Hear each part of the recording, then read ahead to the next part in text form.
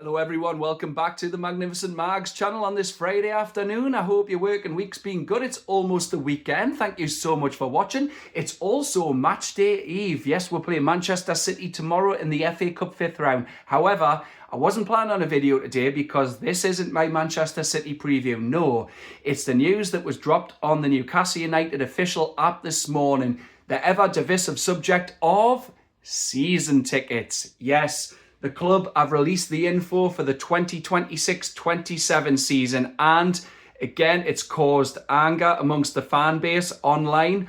Season ticket prices are going up again for a fourth consecutive season. Now, let's get into the key points of this. I'm going to try and remember them all. I haven't noted them down because I'm doing this in my lunch break. But yes, so if you're category 1 to 3, your season ticket is going up by 5%. If you are a disabled supporter, your discount is being slashed from 50% to 25%. If you are in a premium area, such as Bar 1892 or the Platinum Club, season ticket prices are going up by 15%. And the key info, direct debit auto renewal if you're on the 12-month scheme, which I will say I am. That is at some point today, Friday the 6th of March 2026, to timestamp this video.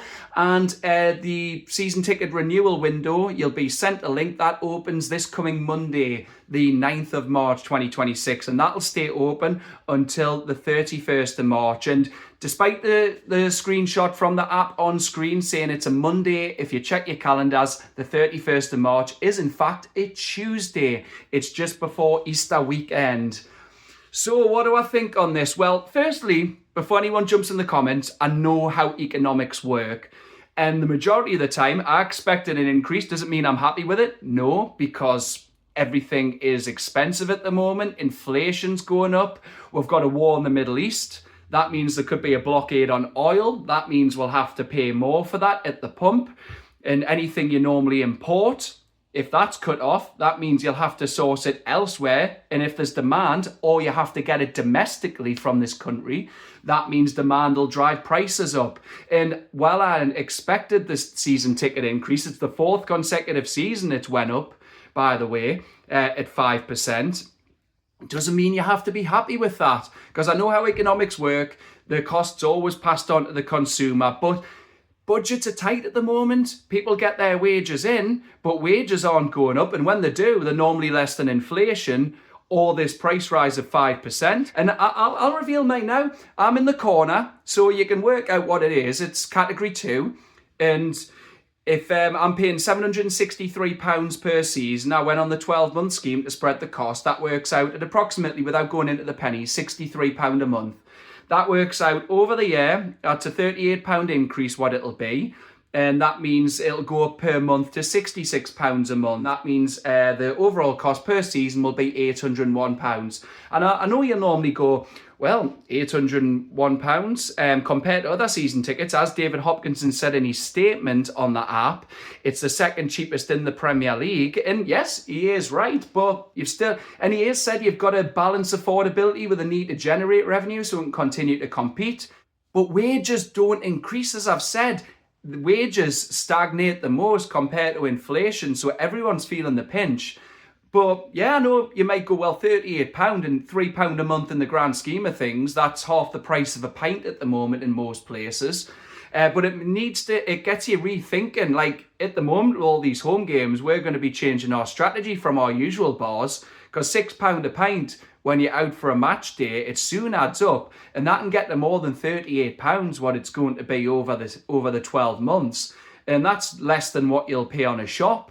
But you need to do all the other essentials. You pay your bills, whether that's a credit card, whether that's you're filling your car up, you're paying your council tax, you're getting your shopping in, you're paying your mobile phone bill, you're paying your rent or your mortgage. They're your priorities.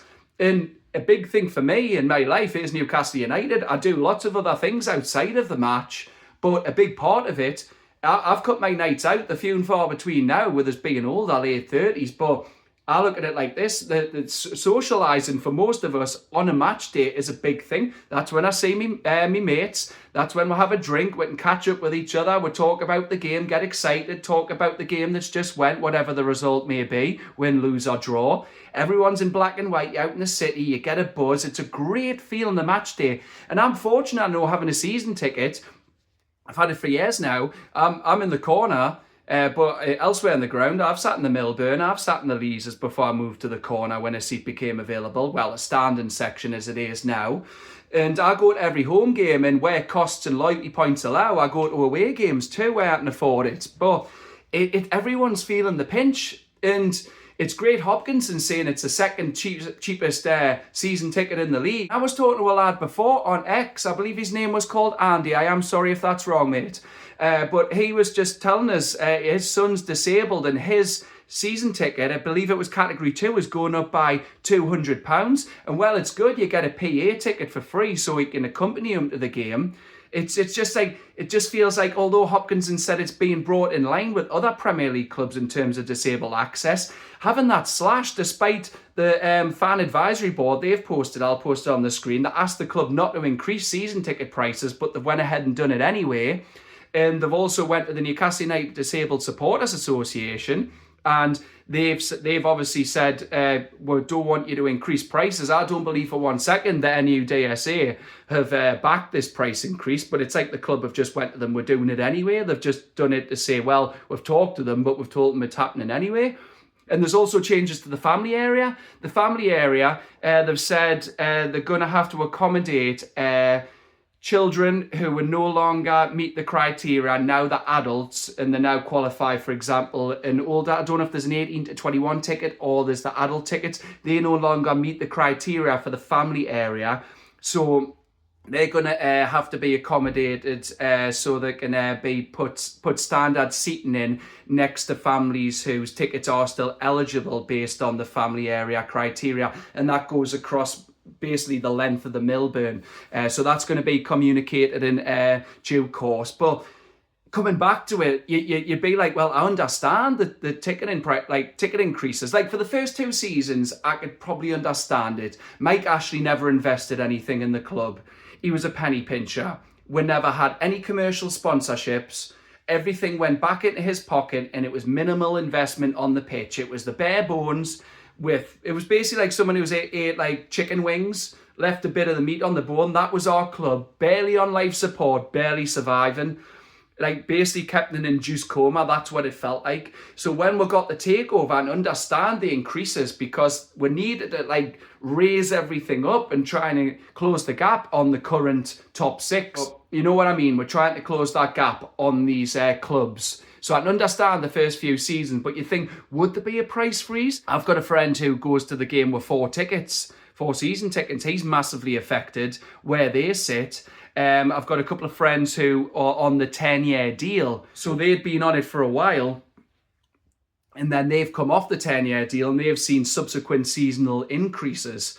So yeah, and that wasn't a 10-year deal, there wasn't in respect. It did go on for maybe 11 or 12 seasons. So they do understand that they want it for more than 10 years. But still, everyone's being affected by this. But understand, I've said at the start of this video how economics work. The consumer, it's always passed on. But these price increases don't really fall underneath what your wage increases are, if you get a wage increase at all. So you're having to find clever ways to make it affordable. Do you cancel subscriptions, despite the nonsense advice we've had for years about, oh, just cancel Netflix or get one less cuppa? I have cuppas in the house. I don't get coffees out and about at Starbucks or Costa or where have you. They're like £4 or £5.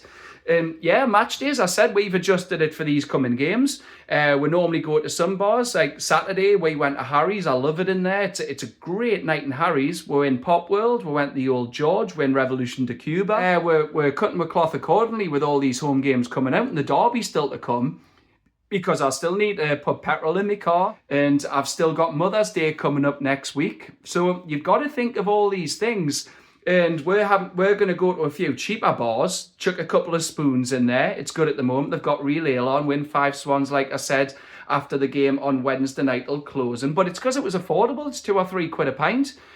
But yeah, like coming back to it, where the club are like, yeah, it's second cheapest season ticket in the league from Hopkinson's own mouth, but it would feel less worse if the club were actually doing more on their side. Where are the commercial sponsorships? Where's the training kit sponsors? Where are the stadium sponsors? Even if it keeps the St. James's Park name, because I remember when Ashley renamed it Sports Direct at St. James's Park. But I trust these other owners have done so much right since they come in. But I just feel this might be a bit of a PR own goal.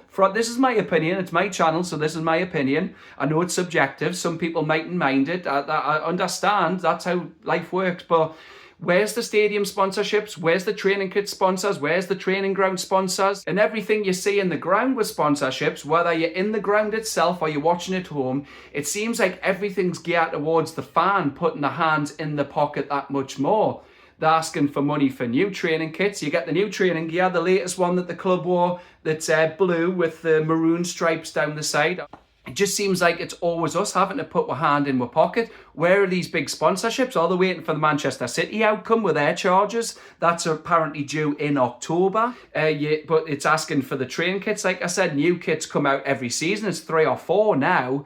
And then it's asking you to do hospitality, everything like that. Mags memberships, domestic and international, like I've said, for members, Mags members plus stadium tours. I just feel like the club could be doing more on their side in terms of commercial revenue. And David Hopkinson, he's worked in Madison Square Garden, he's worked in NHL and all that across in Canada and the United States. And you just feel like he could do so much more on his side. I mean, he might do this summer, but he's going to have a lot on his plate, along with Ross Wilson, because we desperately need a big summer transfer window, because we're league form. Well, we beat Manchester United, and the feel-good factor after that ruined yesterday by Craig Hope, linking Tino Livermore to Man City. And then the season ticket news this morning, we're still waiting on stadium news and the training ground. We're staying at St. James's Park? Has it been expanded? Or we're moving just behind into Leazes Park? Where's the news on the training grounds? That's meant to be the end of the year now, even though we were promised we'd have news of Darren Eales when he was here. That's meant to be £200 million worth of ground secured at Walsington near the airport. So yeah, there's just feels like it's only a one-way street at the moment. We're not getting anything back from the club. And you know there's going to be a new kit coming out in the summer, and lots of Muggins here as well will buy it if it's nice. If it's the barcode one, though, we'll get ripped for that. I don't know if I still haven't bought the green one because it's minging in my opinion. But yeah, it's galling, feels like a punch in the face, feels like you've lost a tooth or you've been kicked in the nuts. So let me know what you think. Are you going to renew and the window opens on Monday up until the 31st of March? Or you're not going to renew? Is affordability a big factor? You're thinking the increase is too much? Personally, I am going to renew. I can't afford the £3 increase. But yeah, it just makes us feel like if this continues another 5% per season by the 29-30 season, Category 2 is going to be a grand to be in the Gallagher or the corner. So yeah, I'm just thinking long term and understand economics. But yeah, are you going to renew or you're not? What do you think about the price increase? Do you think it's fair compared to other Premier League clubs? What do you think about the disabled supporters having their discount cut from 50% to 25%? What do you think about the changes to the family area? Are you affected? Please do let us know. Do you think the club will be doing more in terms of the commercial revenue, the sponsorships, training grounds, training kit sponsor, stadium sponsor? Where's the news on the training ground itself and the stadium? There's so much to discuss despite all the games right now. So do please let us know in the comments. Do you think that you're getting priced out of the game? Because you know how it's going. If it continues to increase, they just know that if a fan has to give up their ticket, it just means someone else will come in their place. The demand's always there. We've seen that in terms of people wanting an 80,000-seater stadium, but Hopkins is saying it might be closer to 65,000 when the news is indeed released. But not only will someone else be there to take your place, it makes you think if a season ticket is given up, will they release further season tickets? They have said they are compiling a season ticket waiting list that'll come in from next season, we're led to believe. But does that mean they'll release more season tickets anytime soon? Or will all the additional tickets, if people have to give them up because of cost reasons, will they just go to back into Mags membership? or will it go to international members? Look, everyone's a fan, whether you're in this country, you're from the area, you follow her for other reasons via family, or you follow her from abroad because you watched the game, like the lad who supported because Alan Pardew's headbutted Hull. But that's it from me for now. Thank you so much for watching. If you'd like to discuss any of the topics I've mentioned today, please do jump in the comments. I'll respond to as many of you as possible. And please remember to like, share, and hit the notification bell to be informed when the latest videos are uploaded to the channel. And please don't forget to help the channel out massively. Please do swipe right on the comments box when you're not in full screen mode and hit that hype button. It's massively appreciated. And enjoy the rest of your working day, everyone, and your weekend. I'll see you on the next one. Bye-bye.